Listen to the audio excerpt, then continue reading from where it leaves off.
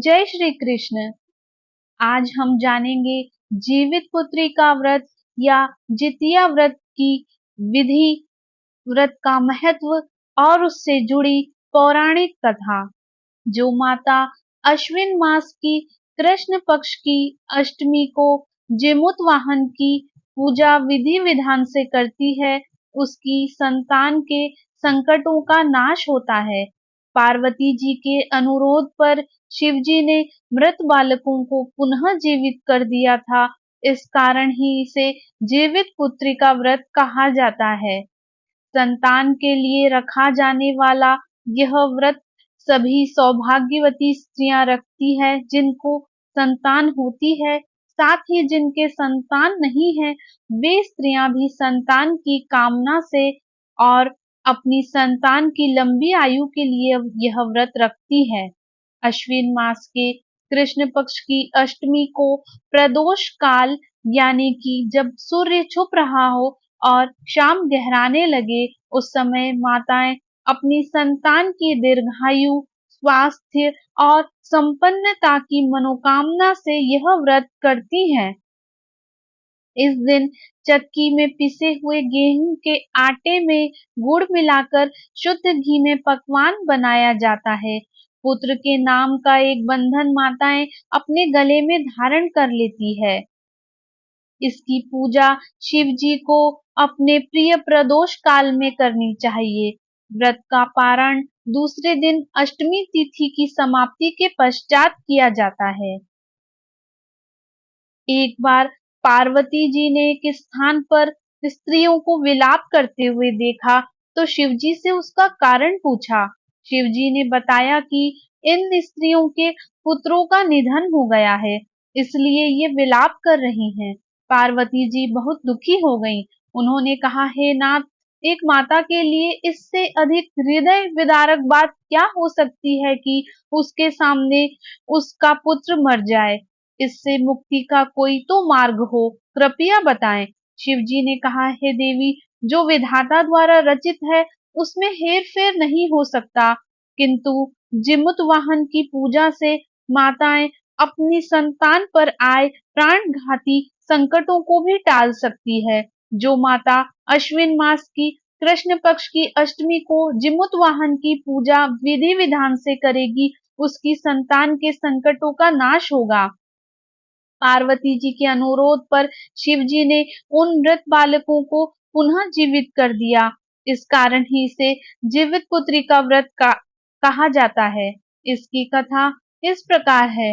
गंधर्वों के राजकुमार का नाम जीमूतवाहन था। वे बड़े उदार और परोपकारी थे।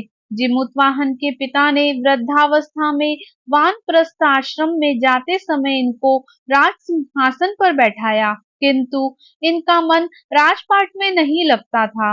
वह राज्य का भार अपने भाइयों पर छोड़कर स्वयं वन में पिता की सेवा करने चले गए।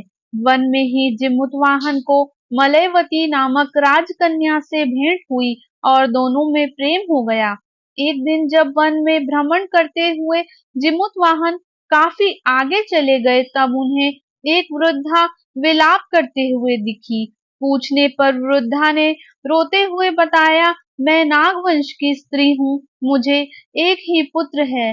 पक्षीराज गरुड़ के कोप से मुक्ति दिलाने के लिए नागों ने यह व्यवस्था की है।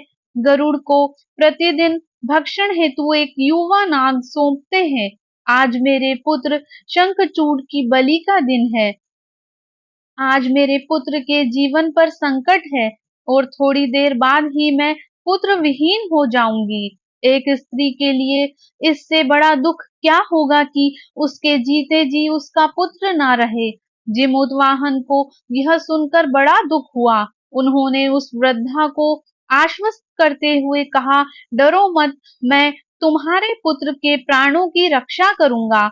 आज उसके स्थान पर स्वयं मैं अपने आप को उसके लाल कपड़े में ढककर वध्यशिला पर लेटूंगा, ताकि गरुड़ मुझे खा जाए पर तुम्हारा पुत्र बच जाए।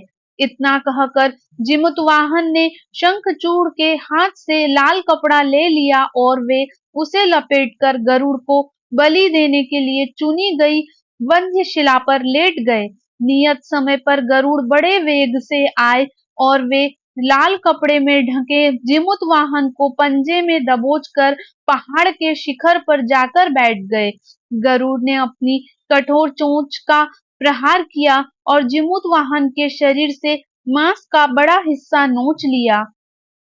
इसकी पीड़ा से जिमुतवाहन की आंखों से आंसू बह निकले और वह दर्द से कराहने लगे। अपने पंजे में जकड़े प्राणी की आंखों में से आंसू और मुंह से कराह सुनकर गरुड़ बड़े आश्चर्य में पड़ गए, क्योंकि ऐसा पहले कभी न हुआ था। उन्होंने जिमुतवाहन से उनका परिचय पूछा। जिमुतवाहन ने सारा किस्सा कह सुनाया कि कैसे एक स्त्री के पुत्र की रक्षा के लिए वह अपने प्राण देने आए हैं। आप मुझे खाकर भूख शांत करें, ऐसा जिमुतवाहन ने गरुड़ से कहा। गरुड़ उनकी बहादुरी और उनकी प्राण रक्षा के लिए दूसरे की प्राण रक्षा के लिए स्वयं का बलिदान देने की हिम्मत से बहुत प्रभावित हुए। उन्हें स्वयं पर पछतावा होने लगा। वह सोचने लगे कि एक यह मनुष्य है जो दूसरों के पुत्र की रक्षा के लिए स्वयं की बलि दे रहा है, और एक मैं हूँ जो देवों के संरक्षण में हूँ किंतु दूसरों की संतान की बलि ले रहा हूँ। उन्होंने जिमुतवाहन को मुक्त कर दिया।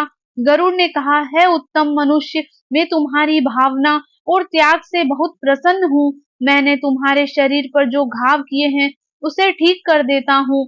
तुम अपनी प्रसन्नता के लिए मुझसे कोई वरदान मांग लो। राजा जिमुतवाहन ने कहा कि है पक्षीराज, आप तो सर्व समर्थ हैं। यदि आप प्रसन्न हैं और वरदान देना चाहते हैं तो आप सर्पों को अपना आहार बनाना छोड़ दें। आपने अब तक जितने भी प्राण लिए हैं उन्हें जीवन प्रदान करें। गरुड़ ने सबको जीवन दान दे दिया और नागों की बलि न लेने का वरदान भी दिया। इस प्रकार जिमुतवाहन के साहस से नाग जाति की रक्षा हुई। गरुड़ ने कहा, तुम्हारे जैसी इच्छा वैसा ही होगा। हे राजा, जो स्त्री तुम्हारे इस बलिदान की कथा सुनेगी और विधि पूर्वक व्रत का पालन करेगी, उसकी संतान मृत्यु के मुख से भी निकल आएगी। तब से ही पुत्र की रक्षा हेतु जिमुतवाहन की पूजा की प्रथा शुरू हो गई। यह कथा कैलाश पर्वत पर भगवान शंकर ने माता पार्वती को सुनाई थी। जीवित पुत्रिका के दिन भगवान गणेश, माता पार्वती और शिव जी की पूजा एवं ध्यान के बाद कथा सुननी चाहिए। जय श्री कृष्ण।